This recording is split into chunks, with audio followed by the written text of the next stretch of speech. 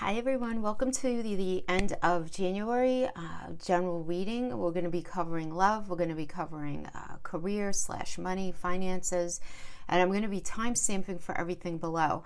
I want to first start though, I'm going to be starting at the beginning of all of the signs with this particular astrological component where I mix it with tarot.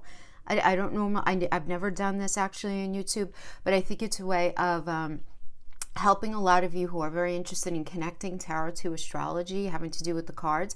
And we're just going to be talking about a lot of the big stuff that's going to be happening the end of this month. But if you're not into that, no worries. Check the timestamps in the description box below and just pop forward to whatever it is that you're interested at during this point, whether it's a relationship, career, whatever it is, okay? But for those of you who are interested, let's talk about what's going on and let's connect it to the cards. My name's Jackie. Thank you so much for joining me, for those of you who are new. So listen, I mean, the big star for the end of this month really is going to be the full moon in Leo, right? That's happening on the 28th, but there's a lot of energy sort of surrounding it, right? Coming up to that point. What is Leo, right? Leo is the strength energy, right? So for us to have this full moon in Leo, beautiful, beautiful, because what is the moon? The moon is about our intuition, right? The moon is also the story that we tell ourselves. It has to do with the moon does rule our home.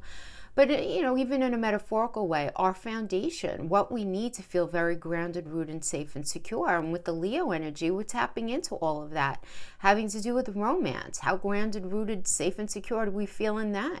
How about our children? Creativity, entrepreneurial efforts, just our idea of fun, right? I mean, Leo is a fun energy and it's super romantic. It has to do with falling in love, love affairs, romance, how we connect with our partner on a Monday through Sunday, what we do for fun because we love to do it, taking something that we love and figuring out a way to make money at it. It has to do with anything that we create, which is why it's also the house of children. It's also the house of gambling as well. But anyway, so what do we have going on here, right? So we have this full moon, right? The moon, right? Full moon in Leo. And we have this working with the Aquarius sun, right? I mean, this is what happens. They're opposite each other, right? So there's going to be a lot of light shown on this. And what is the sun? The sun is our focus. It's material happiness. It's the ability to have the outcome, first of all, that we're really looking for, but it's where our focus is geared, right? Now, to have it in Aquarius, which is the star energy, is all about focusing on the future, looking at where do you need to have a renewed sense of hope. Where in this Leo energy might you need some inner clarity having to do with your romance or a situation having to do with your kids or what it is that you're doing for a living. So I really kind of feel like, doesn't that cover so much, right? So there's going to be a lot going on with this because it's going to be, the sun is going to be shining on this moon energy. Now in relationships, it can often bring this need for resolve, or this need at least is going to be a confrontation of these ideas. Now that can sound negative, but it doesn't have to be, because what is it all about? The star energy with the sun is about, let's pay attention to what we need to focus on in order to fix something. Now what I love about this particular full moon, this one, is that the sun, it's going to be at 9 degrees Aquarius, right? 9 degrees Leo for the moon, 9 degrees Aquarius for the sun. This is going to be beautifully conjunct optimistic Jupiter, which is the wheel of fortune, which is about good energy and a turning point. And the need to take a chance on something. It's on something. It is gambling, right? It is that gambling energy. Again, with the gambling, I don't know, go play scratch off. But I love this energy for the end of the month. There's going to be so much focus on this. Now, additionally, this sun and moon dynamic, this is going to be forming a T-square to Mars. Mars is going to be in Taurus. So what is Mars? Mars in Taurus. We have the Tower energy and the Hierophant having a baby. So like, what? Wait a minute. What does that mean? Well, what is the Tower? Tower is Mars. Well, what is it, right? And in Tarot, everybody's like, oh, I don't want the Tower. That means the complete annihilation of something. It means ruin, upheaval, disgrace. You know what it means? It's Mars, right? What is Mars obsessed with? Putting us on our rightful path. What is really meant to happen? And if you're on a path, whether it's a relationship, a job, any sort of situation, that Mars has been flipping up the red flags in your face, and we all do it, right? We all ignore it when we want to. We all do. It's part of the human condition. It's like, no, I don't want to look at that because I really want this to work, kind of thing. Well, Mars is posing the question, is that really the right thing for you? Maybe it is, maybe it's not. But it's time that if it is, and you're not appreciating something, there's got to be an update in that perception. If, and again, it doesn't have to be this complete ruin pulling down. We have these internal tower moments where we're changing our perception of how we view something. Now, having it work with the Hierophant energy, right? This is Taurus. Taurus is the Hierophant. This is about traditions and conventions and expectations and conformity. And what is it that you really, really want? Are you on that path of where you really want to be? So because it's creating this T-square, guys, just so you understand, right, the way T-square works in astrology. So here we have the sun and the moon, and then you have the center point. That creates the T. And the angle of that T, which would be the angle of Mars and Taurus, is where that focus is going to be. So this is going to be giving a lot of drive to figure out solutions to what's going on in this area. Now, there can be with this inflated expectations. There could be possible like impatience going on. I'm not going to lie. I mean, it could definitely be that. There could be this energy of, even though we have that sun, and I think this is going to be helping it though, is going to be conjunct this Jupiter energy. That's just going to be amping up because Jupiter is about growth and expansion. So take whatever it's hanging with and expand it, right? So you just want to be careful now, taking it outside the box a little bit, that Jupiter-Mars dynamic. You want to be careful of arrogance, of hubris, of overdoing, of over anything. But I don't want to downplay the positive energy that this is going to be bringing. The level of hope in romance, in creative endeavors, in where you're going. This is going to be very, very hopeful. It really, really is. But I just want to make sure that you have a little bit of temperance going on here. And I didn't pull a temperance card, but the temperance card, that's like a Sagittarius energy. Maintain your integrity, right? You want to maintain your integrity while you move forward. So it really is about just temper things. Be a little patient as these energies are hitting, because this is what's going to happen in this energy. There's going to be a huge desire to drive forward, especially the 23rd to the 26th. We do have Mars in a square with Jupiter, right? So that square right there is going to create, when I break it out into your signs, I'm going to explain how it's going to be impacting each of your sun and rising signs, directly. But there is this idea that we have to come to terms with something, right? There's got to be this energy where if we have Mars in tension with Jupiter, this is like the tower being in tension with the wheel. Well, this is a very fortunate energy. This is about taking a chance and things going well, but it does need to, what you have to do though is understand what needs to be released or updated. Even if nothing's being released, you might just need to change the way that something is being perceived. So we have that energy going into this full moon, going into this T-square. So we have all of that going on. So at the bottom line of all of that, hopeful, let's go, let's change, let's problem solve, really. Let's just figure things out.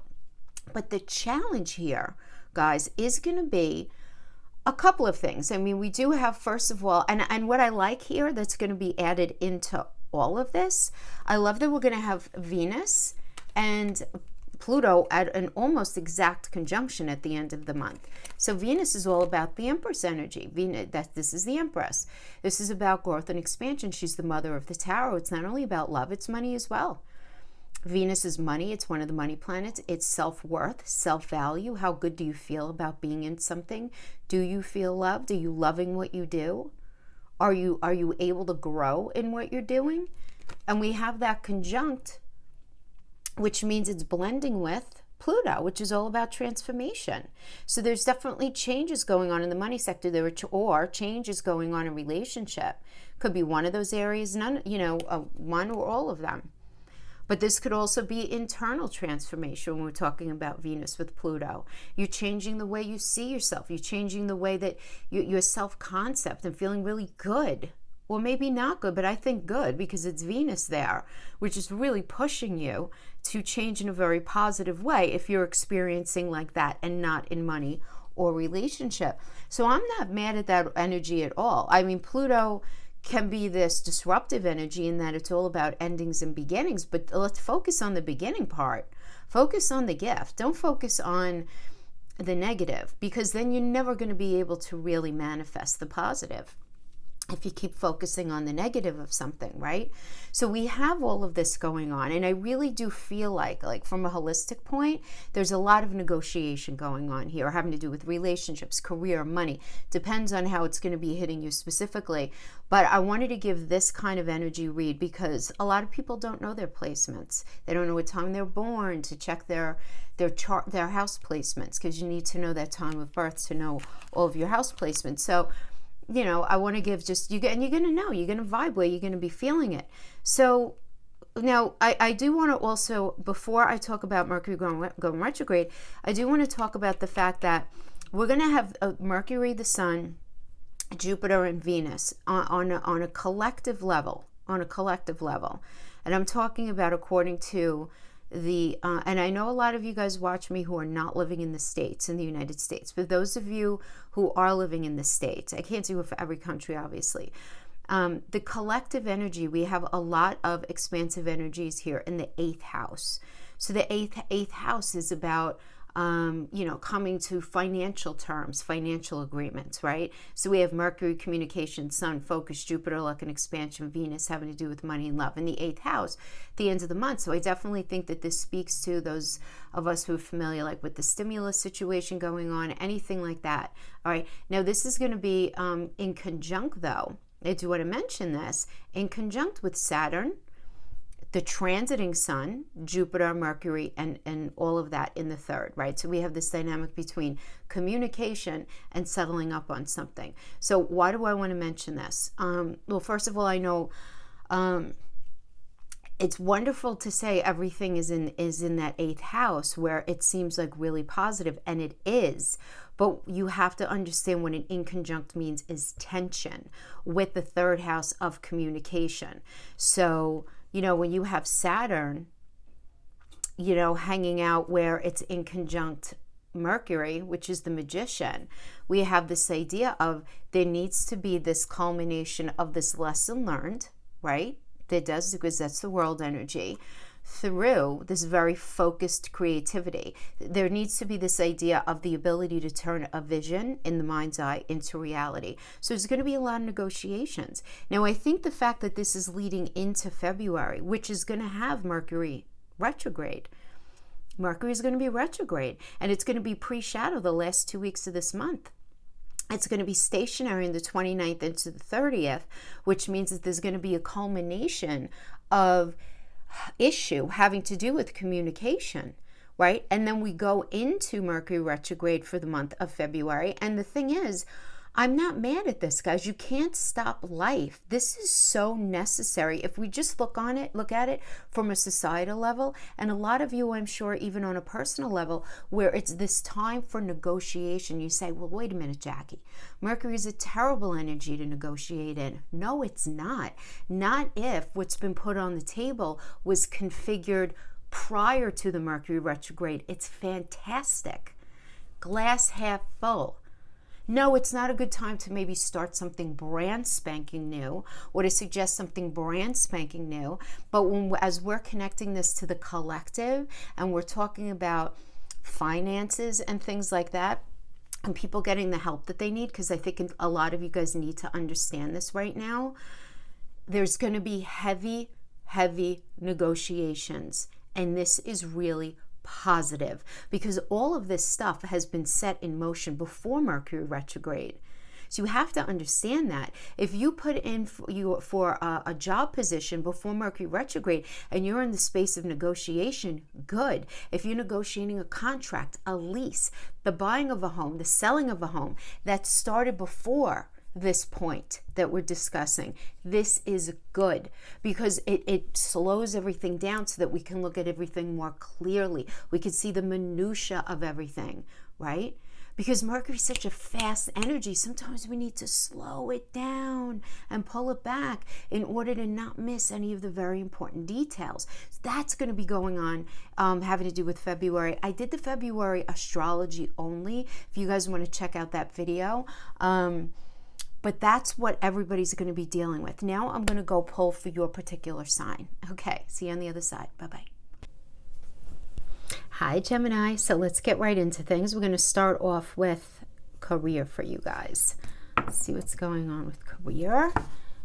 And let's see, what do we want to talk about with the astrology? Well, for you guys, the Mars-Jupiter square, that's happening between your 12th house of the subconscious mind and your 9th house of your belief system and what it is that you really want to do. So subconsciously, you might be sort of doing a lot of strategizing internally.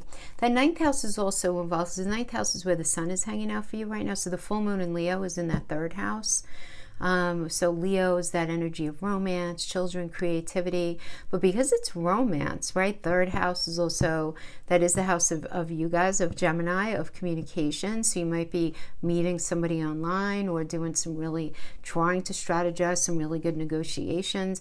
And in the having that work with the 9th house is also the house of luck, right? I did mention this the last time because it's ruled by Jupiter. So it's about fortunate circumstances rearing themselves. So I do like that. Mercury is going to be retrograde in your 9th house of being able to maybe finalize some sort of agreement, having a meeting of the minds as far as belief system and where something's going. I do have Venus conjunct Pluto in the 8th house for you guys, which really does indicate about signing of contracts and things like that. So how, from just sitting back, like a holistic vibe that I'm getting from these, kind of the combination of all these energies, is I feel like there's going to be a lot of negotiations that are going to be going on.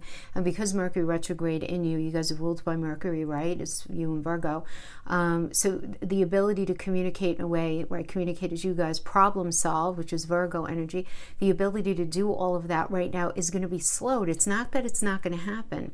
It's just it's going to be slow. But there is definitely going to be this change because we have Venus conjunct Pluto, which is all about change in that 8th house of contracts. Also, some of you may be realizing something coming to your partner financially as well.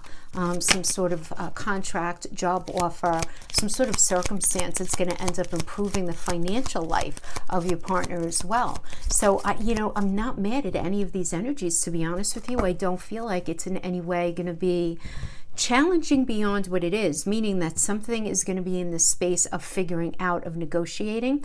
And I want to remind you, and you guys probably know this already, you and Virgos, because you guys are ruled by Mercury, you've probably figured out what you have to do. Everybody talks about Mercury retrograde. Oh, it's bad for communication. It's bad for this. It's bad for that. It's great for communication if it's something that was started already. So in other words, if you're revisiting something that's gone on in business, some sort of deal, some sort of, the sale of something that started already before Mercury goes retrograde, and then you're just in the space of negotiating, it's excellent because what it does is it allows the slowing down. Mercury is a very quick energy, right? It's quicksilver. It's like, that's Mercury. Sometimes it's better to slow things down and pull it back, right? So that we don't make any hasty decisions, that we could read the fine print. It's sort of like the slowing down, right? Retrograde really, it does not mean, in astrology anyway, the actual reversal or the stopping. It just slows down a lot. Okay, it's not a good time to brand new start something brand spanking new. Probably not. If you have to, you do it. You read the fine print. You make yourself do that. But if it's the redressing of something in that relationship, in that business situation, whatever it is, really good. Really good. And to be honest with you, Venus conjunct Pluto, I like it because Venus is all about money and it's about who feels good doing what here. All right, what's going on in that 8th house of contracts. In the 8th house of how we show up as a we in relationship. It has to do with intimacy. It has to do the blending of energies. So I think it's a good idea. Oh, good. I like Tower in Lenormand. Tower's not in Lenormand is not the same as the Tower in Tarot. Tower in Lenormand is very supportive. So it's getting support from an outside, I'm going to say agency, like anybody outside of you that's going to end up being very supportive. So the Tower could be somebody helping you out, having to do with some sort of financial situation. This could represent a lawyer. This could represent a company hiring you. This could represent a professor, a school, you know, any kind of institution. I don't know if like a hospital owes you money or if some sort of larger corporation owes you money, but it's getting that help in from outside, right? So I do like that. So let's pull some tarot for clarification. We're starting with that.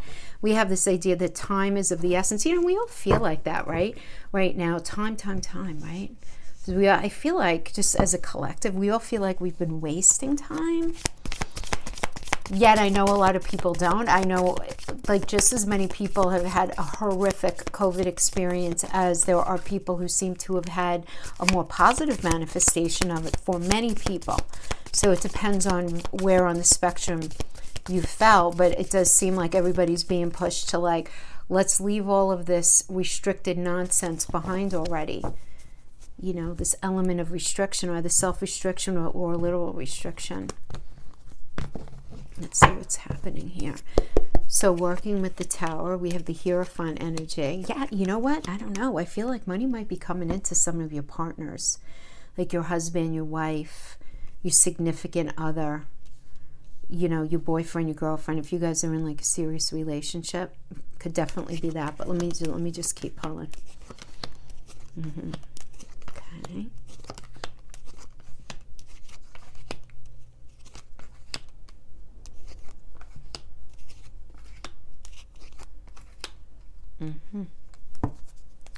All right. So working with the Tower, first up is the Hierophant. So the Hierophant is one of the marriage cards, right? It's honoring the sacred in your relationships. It could certainly have to do with that. But this is also about, the Hierophant is about honoring some sort of tradition, convention, expectation, conformity. And, you know, because this has to do with a supportive institution, this could simply be you working your job in the way that you need to. This could have to do with a higher ed institution. This could have to do with, again, like a hospital maybe that you work with or for, you know, fill in the blank, whatever that means to you as well. So it is also about that, kind of like a following the rules sort of thing for many of you, at least for the time being. Then we have this Princess of Cups. So there's something new that's going to be coming in, some sort of new situation that's really going to be speaking to your heart space. And this new situation that comes in is really going to prompt an ending here, a big change. Endings, time to move on, a time to rebirth yourself, transform something. Allow there to be a transformation or allow there to be a birth of something new. So for some of you, let's just say, for example, you're getting this new job and this new opportunity comes in via this institution. So whether it's like something your lawyer is working out for you, something that somebody is offering you, it really speaking to your heart space though, and you ending something that's been in order for you to welcome something in that's new. So, you know, like a way this can work, like if something happens positively for your partner though, because the Hierophant energy is here, it's going to end up inciting a brand new cycle for you and your partner as far as what you guys are able to do and where you guys are going regarding finances, right? Or, you know, any type of message like that. So we have, next up we have the clocks, as I mentioned, right? The idea of time. And what's beautiful, 10 of Cups is clarifying that.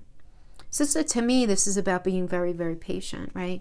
You've been very patient. You've been very patient with time. And then look what the present is here. Beautiful. So listen, Gemini, listen. We have the World card, right? The world of Saturn. I don't know if those of you who listened to my last video, where I was mentioning like Saturn has been in the 8th house, kicking every Gemini's ass, right? Having to do with anything 8th house, having to do with how you show up as a we in relationships, the blending of money between you and your partner's money, these issues going on with your partner's money, anything having to do with contracts as well, right? Saturn in there saying slow, no, not yet, look at this, wait. I know the world energy is Saturn completed. That's why Saturn's now in your 9th house moving in. So it's really, really nice. So it's like the 10 of Cups is a maturation energy. of something in the heart space. And then to have the World card, it means that there's a lesson learned, but there's something completed. There's a completion of something that's been super, super challenging for you. Really, really challenging. But now it's a matter of, okay, now what do I do with it?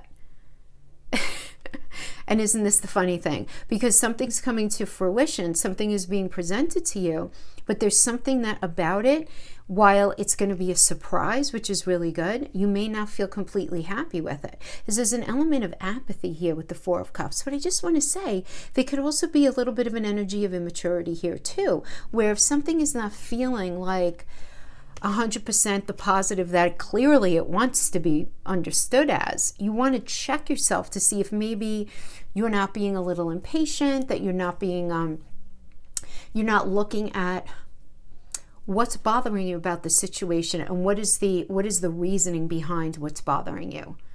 Is it based in some other fear, or is it based in something that's really not even relevant to the situation? Because I see a lot of really good stuff going on straight away. There's like this change coming in. There's at least the beginnings of the negotiations. Now, with the Four of Cups energy, I kind of feel like this is where we can get into that little bit of a trippy energy where it's like the Mars retrograde kicking in. Do you know what I'm saying? Where it's like, okay, wait. You know, I don't know. Is this as positive as I think it is? Wait.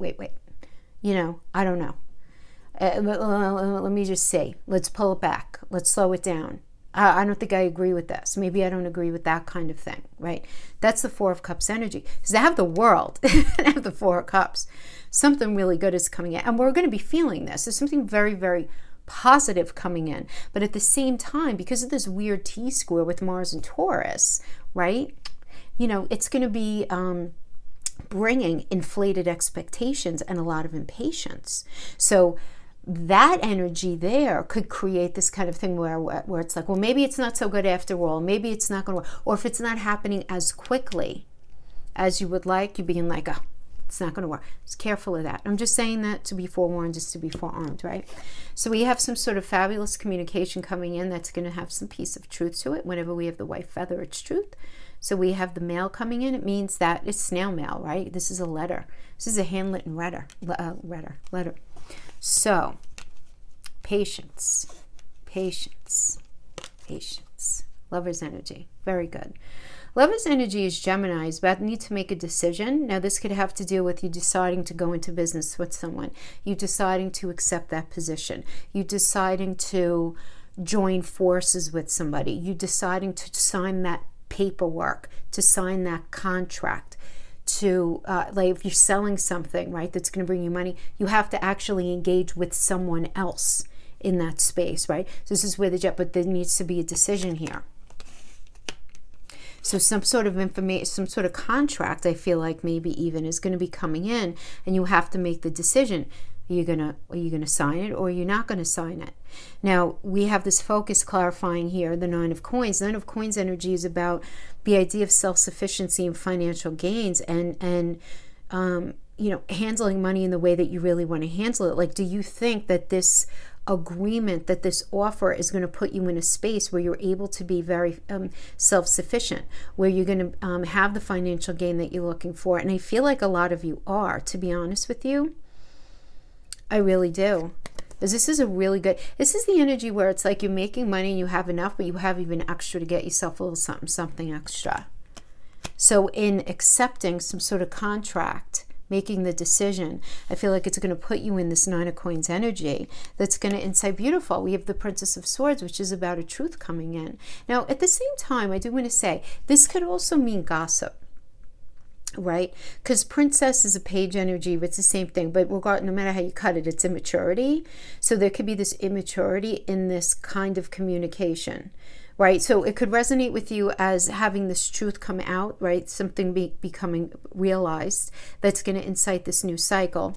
Or for others of you, you may realize that while something is being negotiated, you're having to battle and just deal with a lot of gossip nonsense from people who really should just be minding their own damn business, right? Some of you are going to have to be dealing with that. So both of those things can certainly be true at once, right? Where something gets communicated to you that you're realizing, oh, you know what, that's my truth, I'm going to do it, I'm going to go for it, and people are speaking about you. So, you want to be careful of any sort of jealousies, anyone around you. Don't even share. If you have something really positive that you want to share, Gemini, only share it with those who are worthy of hearing it. I just want to say that because, listen, that is, the cross to bear being a Gemini. A lot of times people are very, very jealous of the Gemini-Sagittarius axis. Does kind of call forth a lot of, people peg Geminis as being the gossips, where a lot of times in reality, they're being very outspoken to protect themselves and to defend themselves against the gossip that often comes in from other people. So it can kind of happen a couple of different ways. So we have the birds have to do with like communication, having to do with social media, the public, good stuff though. This is good. These are good things being said. So we have gossip here, but maybe the gossip is good, really good stuff being said about you. So being good communication. I feel like something's going to be well received, Gemini. So having to do with career, money, if you're doing something that's going to put you out into the public sphere, maybe you're making a vlog, a blog, a YouTube channel, I don't know, going on whatever else goes on. To be honest with you, I'm on YouTube, but I really am not part of the other social media platforms. So maybe like a Facebook, Instagram thingy, I don't know. But it being really well received, Beautiful 9 of Cups. Very nice. Wishes coming true. Material abundance. Really just what you're looking for. It's going to make you feel really good about your decision because it's going to be well received. And ultimately, I feel like that is the end point for you. It's not to receive necessarily the accolades, right? I mean, I don't feel like you're going to be, even though it's the full moon in Leo, and even though, that beautiful energy is going to be in the 3rd house of communication, which does rule the internet and online, right? So that Leo energy is going to be super positive. I don't feel like that's the whole reason why you're doing it. It does seem like the whole reason why you're doing it is more 9th house stuff, your belief system, and you really believing in what it is that you're doing, but it's going to be so well received. And then we have that being clarified by the High Priestess. So your intuition is going to be popping right now. You're going to be trusting yourself. Now, you may be strategizing other things, other approaches to moving forward, how something should roll out moving forward. Keep in mind, this is only for the end of January, but I don't feel like you're going to show all your cards right now. You're still in a planning phase of something. So that's a High Priestess energy, is keeping it under wraps for the time, and that advice is good, like that you're giving yourself. Like, yeah, you know what? I think I know where I want to go with this, but I want to finish formulating it. So there's still this idea of mystery, secret, right? But you're trusting yourself, but you're keeping it under wraps because it's a moon energy, right? But we have the 7 of Swords energy. So the 7 of Swords, even though people get a little scared of this because it's about betrayal and dishonesty and running away, but because of what I'm understanding here, I feel like with this one, with Gemini, this could be you just showing up in whatever financial situation you're in right now, whether it's your job, having to do with the sale of something, having to do with some sort of negotiating deal, something, you showing up, not showing all your cards, acting as if. This is a moon in Aquarius energy, right? You're thinking about your future. Underneath the surface, you're not sharing anything, and you're playing it smart. You're strategizing. This is like playing somebody at their own game. So if you're in this situation where you're negotiating, I like this energy. I don't think this is a bad energy if you're negotiating something. Okay? Because it can mean just not showing all your hands. Now, for others of you, I do want to say you just want to be on the lookout for dishonesty. Be on the lookout for betrayal. And how do you do that? Make sure people are walking their talk. If somebody's promising you the sun, moon, and stars, say, that's fabulous. Let's put it in writing. That kind of thing. Because I feel like, with this Jupiter energy, right? Because as I mentioned in the astrology before, we have the sun at 9 degrees in Aquarius. We have the moon exact, right, at that 9 degrees as well in Leo. But we have it that the sun is going to be conjunct optimistic Jupiter, right, in Aquarius. So it's all about this moving forward and feeling this heavy element of just like serendipitous luck, that feeling super optimistic, super positive, having a lot of very positive things exchanged, feeling really good about where something's going. But we can't ignore the T-square to Mars in Taurus, because there it could be inflated expectations and possible impatience. So I'm not raining on the parade. It's still really positive. Just don't get too much on one side of the fence. Try to ride the fence a little bit and say, all right, I'm definitely moving in a new direction. I definitely feel a fire in my belly, but I need to, Mars and Taurus, bring it down to earth. Keep your feet on the ground. Taurus is about the earth. It has to do with body, right? Staying grounded in the body. Don't get swept up in the ideas and the accolades of anything. Try to keep yourself grounded. This is going to be a beautiful period for you if you could do that, to temper the idea of that beautiful Jupiter energy with that Mars and Taurus energy. I think is going to end up bringing some really good stuff. And during the Mercury retrograde, everybody's going to be looking, or you should be looking, right? If we're working Mercury retrograde in the gifted way that it's meant, we're all going to be stopping a little bit to redress and reevaluate certain things, which is the well energy. The well energy says you think you might know everything right now, but there's something left in the bottom of this well that you need to recognize. And once you do that, and you're ready to put in the hard work, you're going to have everything that you're looking to do. So I like this. We have this being clarified by the King of Cups. Great energy. This is supportive. This is a leadership energy. It's tolerant. It's empathetic. But what does all that even mean? Right? Like, what does that mean? So in astrology, the King of Cups is a Libra and Scorpio energy.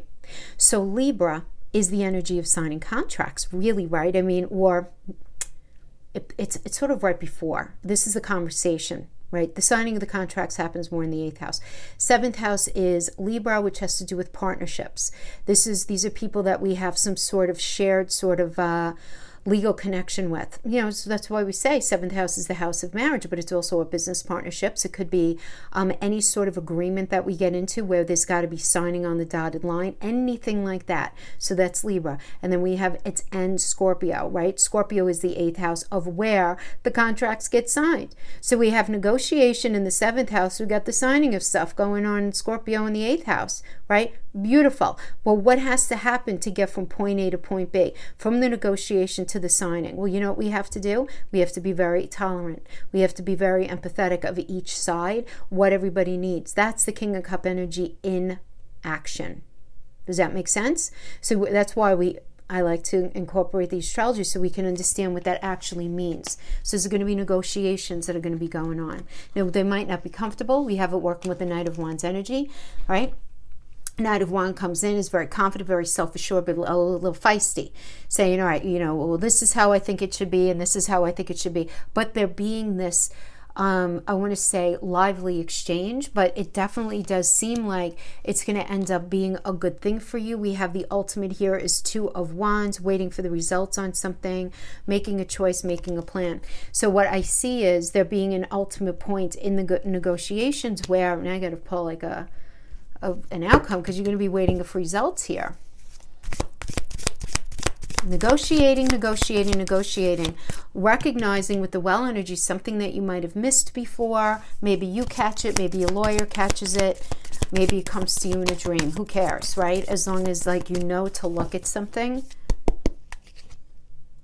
Strength energy, fabulous. We got Leo, very good. This is awesome. Because this is about the culmination of something that really matters to you. This is an entrepreneurial energy as well. Being able to make something happen for yourself. You're going to feel really happy about it. 4 of Coins. Being in a space of self-protection because it's a smart thing to do. But what happens here is this new creative project, this new idea, this new something is now opened up to you. This new path. Beautiful. Manifesting. It has to do with motivation, having the fire and the gumption and the passion to move on to this new path. So I like it. Because I feel like you're being cautious. You are. And if you're not, please do that, right? Because I feel like it's going to serve you. Okay. Enough of that. Let's go to relationships. What's going on with our Gemini friends in relationships? Oh, I feel like a lot. Gem, I feel like just because, like, stupid Saturn. I shouldn't say that. I'm calling Saturn, and he's such a blessing. But difficult Saturn being in that 8th house for so flipping long for the past few years. Now he's in the 9th house, and he's pushing us to, like, turn things around, and we feel it energetically, right? It's being felt. It's being felt. Okay. So I'm going to start off with going on for you.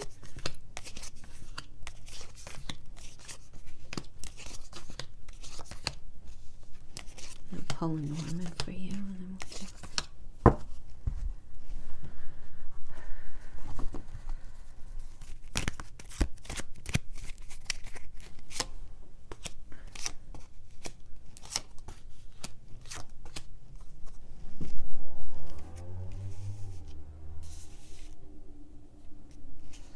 Yeah, I mean, definitely lots of changes, right? We have the sun being clarified by your the energy of 10 of Cups. 10 of Cups is family contentment, total love and support. Beautiful, because we have that being clarified by a page. So this is like a new chapter, okay, for many of you. Now, for some of you, you may be realizing, some of you may be in a situation where you're in this space where you're trying to work on your marriage, and there is this idea of another energy. This idea either that another energy that is troubling you that you have met, or another energy that's troubling you that your partner has met. So it's this idea of, because the Page of Wands means a couple of things. Because this is a general reading, it's not a personal reading, I have to tell you like the different ways that it can be indicated. Page of Wands can indicate somebody within the connection, either you or your partner, being very mature when it comes to sex, really, or passion, being on this new sort of like desire for something new. This could indicate you dealing with an energy who's very immature, who's got a little bit of a player mentality, and that sensibility can definitely be causing some serious arguments here. Now, Gemini, because it's you, and because the Five of Swords is showing up in your reading, it's like you're in this argument that you feel like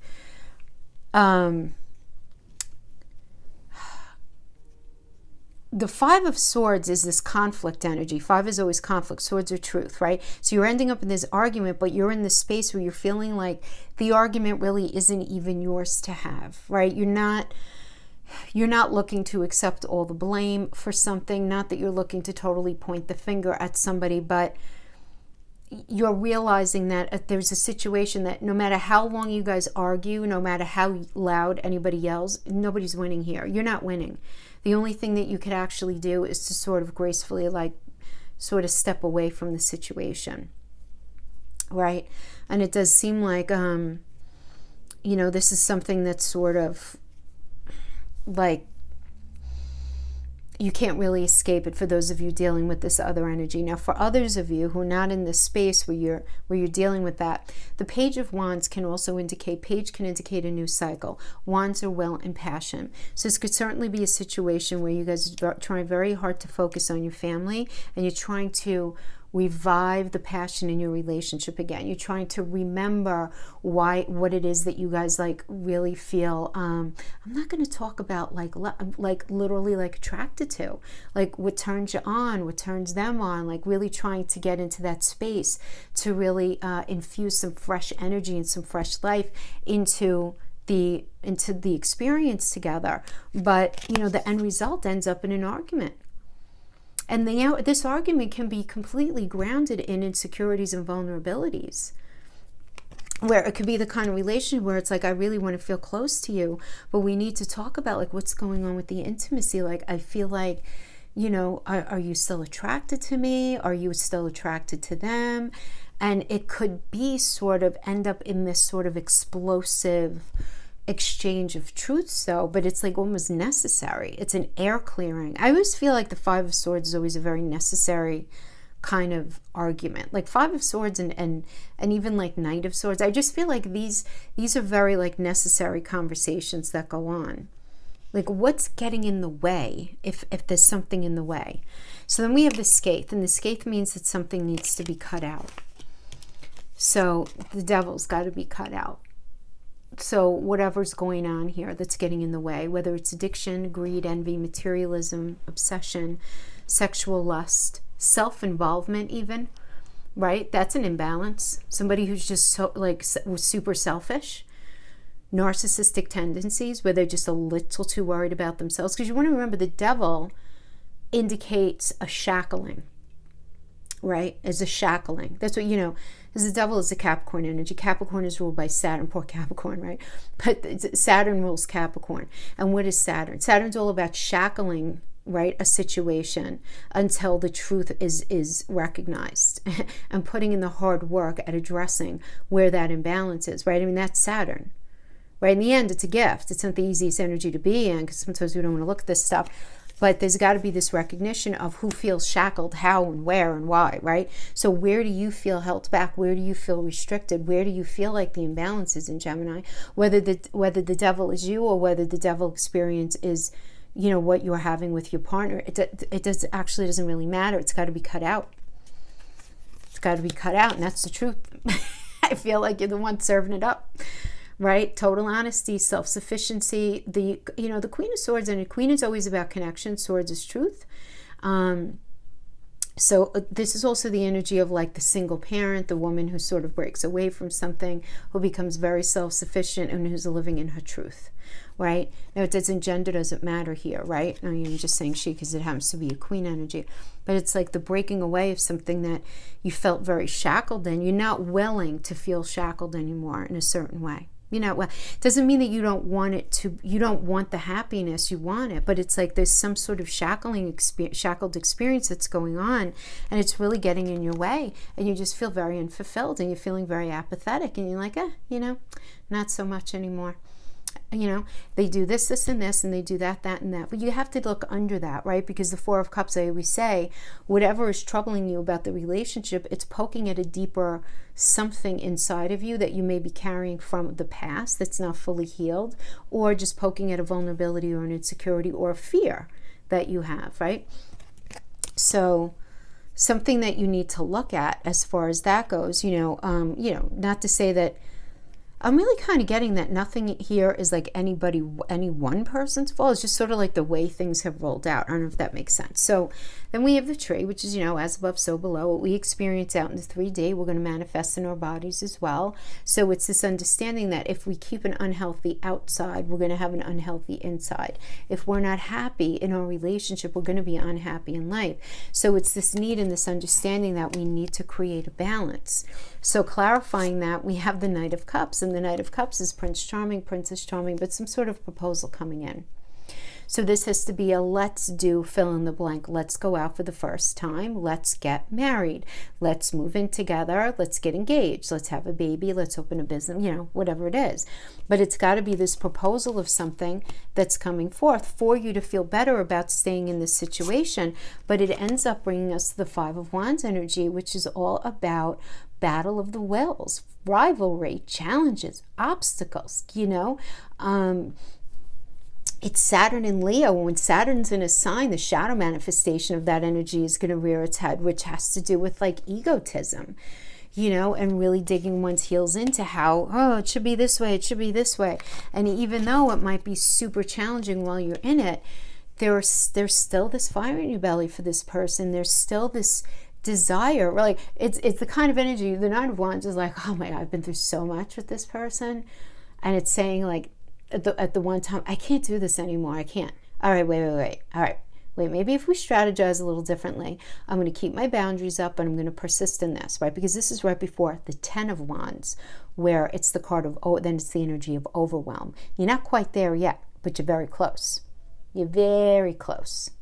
So you're sort of in between the space of the Eight of Wands, where it's like self-imposed isolation and imprisonment, right? Where you're not sure if you belong in it anymore. And then the Ten of Wands, which is about the card of overwhelm. Completely overwhelmed, can't do it anymore. So you're in between feeling, I'm not sure if this is the right thing, and I can't do this anymore. You're still here in this middle space.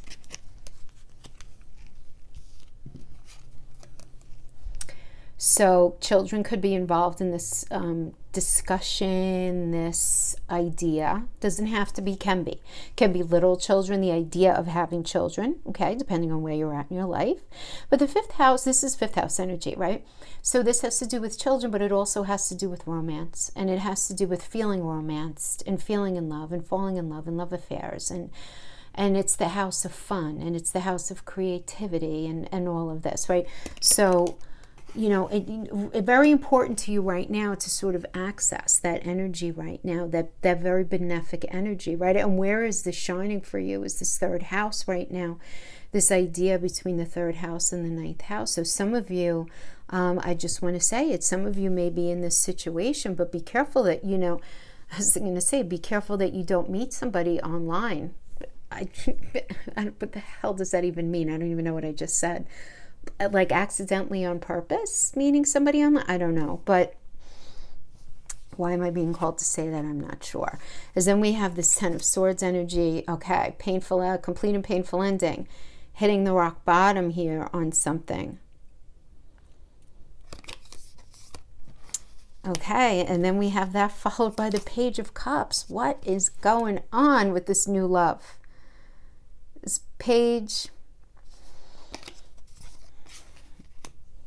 And then we got the Justice energy.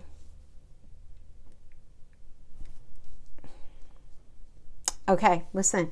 Some of you guys may have been in contact with somebody online. Romance. Page of Cups indicates a new love. Romance, meeting somebody new online, right? Because we have this full moon in Leo in your fifth house. So, and this is fifth house, new love, but it ending. Justice, because something's not fair about that. You're realizing it's not fair for you to entertain this other energy anymore. As the Justice energy is about the truth coming out, and you're trying to solve some sort of problem here within the relationship. Okay, so that's going to be happening for some of you. For others of you, if it doesn't have to do with meeting somebody online, it could literally have to do with your kids, no matter how old they are. They could be adult children or little children. It doesn't really matter, right? But something ending with them. Okay, so for some of you, you know what? I mean, I feel like too, I'm sorry, I'm getting a very strong message here about if some of you are in a situation where maybe one of your adult children are pregnant, or yeah, I mean, or with maybe they're pregnant, they haven't even but their marriage is over, right? And you needing to go in and help them out. This could certainly be that as well. And that being a situation that needs to be dealt with within your relationship. That's going to resonate with some of you. That's not me. You guys know I'm a Gemini sun. I'm not having this situation. I could tell, you know, and I don't know anyone who is having that situation at all, but this came across very strongly as all of a sudden I recognize this energy as pregnancy and then over. So you might be having that experience, or if you're pregnant right now and something being over, but you meeting somebody else. But anyway, the Justice energy, Libra does indicate marriage, right? I mean, it is. It's a marriage energy. It's any sort of that level of commitment. So even moving in together and signing paperwork together, anything like that. So that is what I see there for you guys as far as that goes.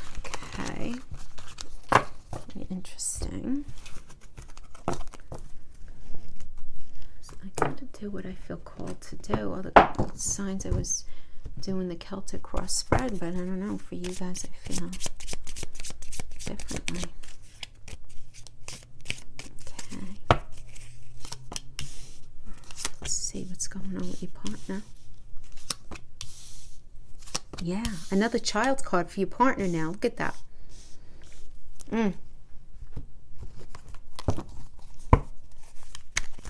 So we have the birds starting off with, has to do with social media. Then we have the stars. So everything is happening just as it should be. There's something to do with the child in this. But then we have the snake, which is a very dishonest energy. So, all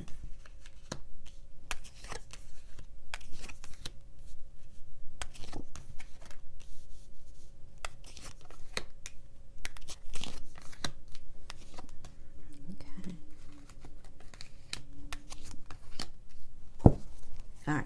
Lots of negotiations going out around relationship. I mean, it's unbelievable how the cards are lining up.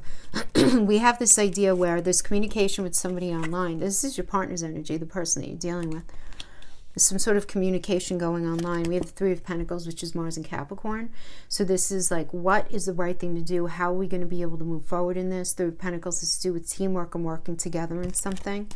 But there being this Five of Cups energy, which is focusing on the negative of a situation and not seeing the positive in it, right? There are two cups still standing behind him. This person's only focusing on the three cups that is spelt, right? So it's this energy of being worried, first of all, but there can be this, just this sadness here. I mean, just a loss, a regret, grief, feeling abandoned, feeling unloved.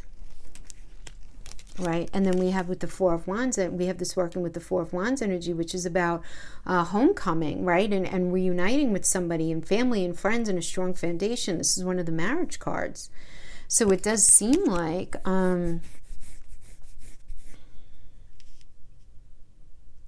all right, for some of you, you're very in between things. For some of you, you're meeting somebody new online and you're talking about where you guys are going to go and what you're going to do, and, you know, sort of building towards this a strong foundation. But at the same time, some of you are going to be very focused on something that is not working or has not worked up to this point.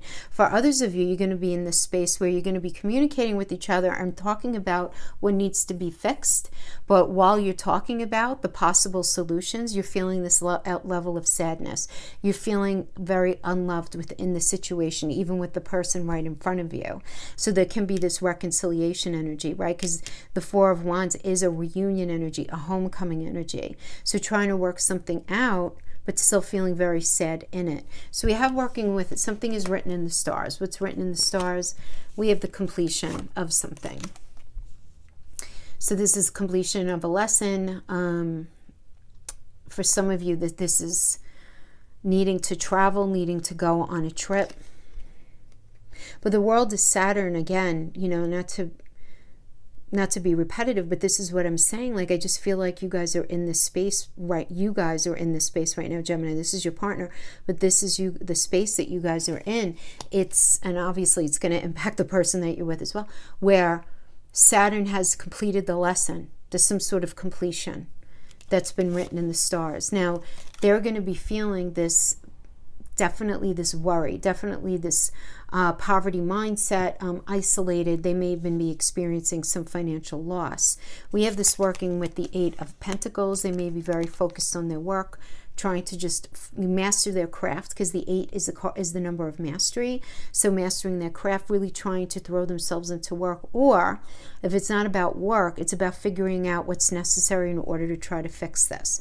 Because it does seem like the idea of children, or the idea of the romance itself, is very much on their mind with the child energy. Some of you may be dealing with a partner as well who's really trying to work through and do some shadow work on their inner child. Right now, it depends on how evolved they are. But we have this idea of temperance and balance and harmony, patience, self-control. What do you need? What do they need? What does the situation need? So having this with the children, particularly if you're in a circumstance where there are kids involved, this is that very important, very necessary, and hopefully healthy, uncomfortable and difficult. You have to have that conversation when there's children involved, right? But, you know, listen, we have the Knight of Swords here, so it's going to be a fast-talking, truth-spewing kind of argument, but it's going to incite some sort of lifestyle change. But there needs to be some truth exchanged here. The truth exchange. And we have this working with the Queen of Wands. And the Queen is all about connections. So when we're talking about connecting wands, it's will, it's motivation, it's how we're going to do things moving forward. So I definitely see a lot of you guys being in the space of trying to work things out for the sake of the kids, work things out for the sake of the foundation of the romance that you guys shared at one point. Maybe you feel a little lost away from that right now, but definitely trying to kind of come back to that. I almost feel like it's kind of cyclical for some of you, where you're trying to grab onto and hold on to something that you feel like almost is slipping away, but that you still feel is still part of your story, but yet you feel like there's something that almost is not in alignment with your integrity regarding it. But I hope I'm making sense, because this is like a very deep message I'm getting. So then we have the snake. So the snake is dishonesty. And then we have the Ten of Wands. So the Ten of Wands is stress, exhaustion, being very, very burdened. Like burden, you got to put him down. And the funny thing about the Ten of Wands is, though, this is a good card to, you see this little house here? He's going in a really good direction. But then these wands are just like one burden, one issue after another, weighing. And he can't, it gets to a point where he can't see in front of him as he goes to approach this beautiful, warm, well-lit place. So he's got to just put down the wands. He's got to end the cycle. Because this particular cycle, this particular path he's on, it's too challenging. It's too burdensome. And once he does that, then the energy opens up for the Six of Wands to come in and kind of revert back to there being this good news coming in that ends up creating success, right? So it's definitely the cyclical energy. There's no question. There is a lot of burden that's being felt by the person that you're with, that they feel like they absolutely need to put it down. But then we have this message of success coming in, but them feeling like, I don't think I belong here. I don't think we belong in this. Again, because this is about feeling like you don't belong in something anymore. And a lot of times it's because either they changed, you both changed in different directions. Like nobody's a bad person in this energy. It's just like things have changed and things have evolved. So I do feel like a lot of you are in a rather complicated situation. Now, before I get any messages from anybody, and please know I'm coming from a space of love here.